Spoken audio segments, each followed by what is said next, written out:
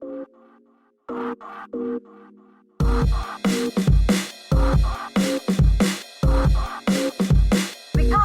part of the struggle. Our demands to the so-called world leaders also need to be clear.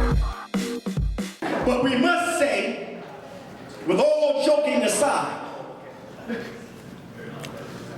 that as Ms. Hodges seeks a second term,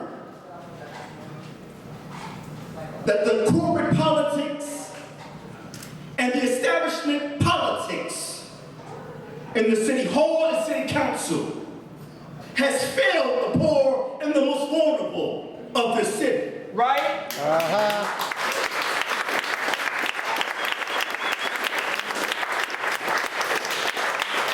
As they serve the interests of Minnesota and the Twin Cities political and economic elite, let's be clear, you can't serve two masters. The working class or those on Wall Street. You must decide, where do you stand? Will you be part of the struggle?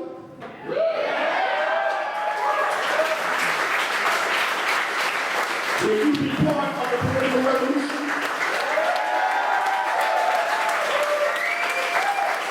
Will you join Team Ginger?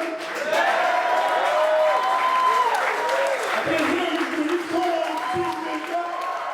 We'll set a new course and challenge the dictatorship of the billionaire class in Minneapolis, in Ward 3, and in the state of Minnesota. Thank you, sisters and brothers. Team Ginger, let's go. And look at the incredible times we live in. We have a self-avowed, misogynist, racist, billionaire bigot in the White House who proudly proclaims that he has engaged in sexual violence. We have a country that is wealthier today than at any moment in history, and yet the inequality has never been sharper, and poverty has never been more miserable in our country. And at that same moment, we have such incredible examples. Equally incredible to the awfulness is the incredible examples of when working people, young people, workers in the labor movement get united around a concrete common demand like $15 an hour and defy all the efforts of big business, the restaurant industry, and all those other people in the Chamber of Commerce who did not want 15 to happen. And we prevailed because we got organized and we fought back as one army. Look at what we've been able to accomplish in Seattle. We have 9 council members in Seattle. 8 of them are Democrats. One of them, myself, is a socialist, a member of Socialist Alternative.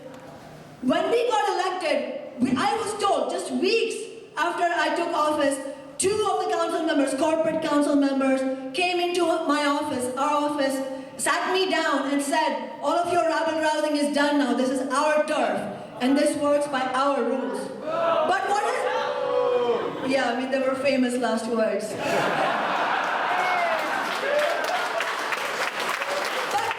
But this is not, sisters and brothers, this is not about patting ourselves on the back to feel good. This is about understanding why we were effective and what the strategy behind it was. Because far from being either marginalized and isolated or being bought off and capitulating to big business interests, what we have done neither. What we have done is completely shifted the political landscape in Seattle with just 1 seat in City Hall. Imagine what we can do if we have 1 seat in City Hall and Ginger is on the City Council. The movement for 15 in Seattle, the movement for 15 in Minneapolis did not win based on the best relationships with the Chamber of Commerce or other anti-15 big business interest groups. I'm proud to have led the 15 Now campaign from the beginning in the face of universal opposition from the political establishment at City Hall. We built a coalition that brought together numerous social justice organizations, unions, and workers across Minneapolis. With 15 Now, we organized and discussed what it would mean to actually win a $15 minimum wage, what we were going to put on the ballot. We gathered signatures, we discussed this in the coalition with labor, and nearly 20,000 people signed to have a $15 minimum wage on the ballot for voters. And it was the political establishment that stood in our way. That's right. But we organized large actions involving hundreds of people. We rallied in solidarity with the striking nurses, the striking fast food workers, with teachers who see the problems of poverty wages every single day that their families and the students that they serve are actually facing. And as a result, over 71,000 workers are now about to get a raise in Minneapolis. Creating leadership that shifts the balance of power back into the hands of ordinary people, independently of big business interests that sell our organizing short. They sell out our communities, they sell out our environment, they sell off our housing, off to the highest bidder, using the politicians that they pay for. But I want to live in a city that fights racism, that fights sexism, that fights corporate greed and exploitation. Like many people, I want to live in a society based on cooperation and solidarity. And this is why I'm a socialist and a member of Socialist Alternative.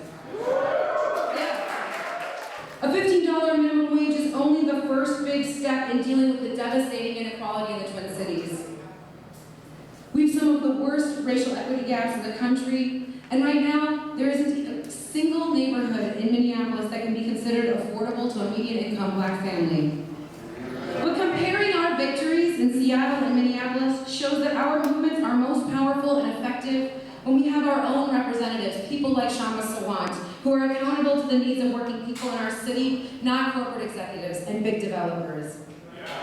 And like the opposition campaign that was backed by the Chamber of Commerce that we faced with 15, big developers have lobbied for years to chip away at policies that protect renters' rights that were established during some of the biggest building booms in the country, in major cities like New York, San Francisco, and Seattle. The landlord lobby has thrown money and used their political resources at state governments in the 1980s and since then to make rent control illegal and prevent it from being spread across the rest of the country.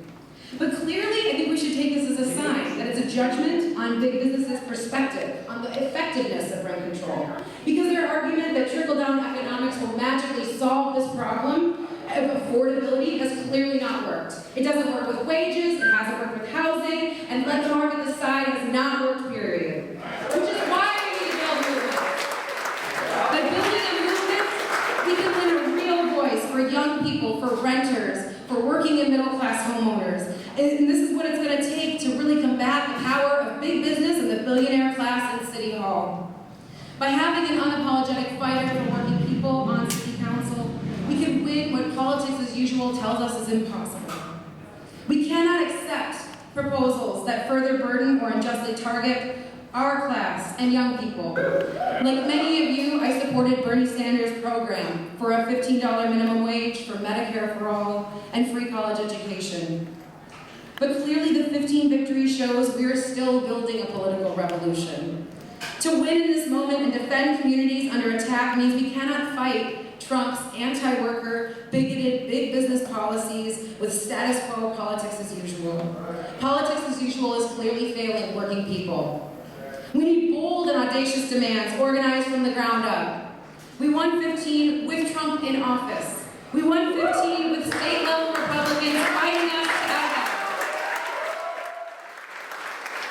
But let's remember, in New York and California, it was establishment Democrats that defeated single-payer bills from advancing. We cannot fight Trump care with status quo politics. We can lead these fights from Minneapolis, where we have an opportunity to build a political alternative based on the needs of ordinary people in our city, not big business and the billionaire class. We've begun with 15, and I'm extremely proud of the leadership role I was able to play in one of the biggest victories for working people in decades. And it's clear that Minneapolis needs a political revolution. I hope you'll join me in continuing this process with a victory in Ward 3. Thanks.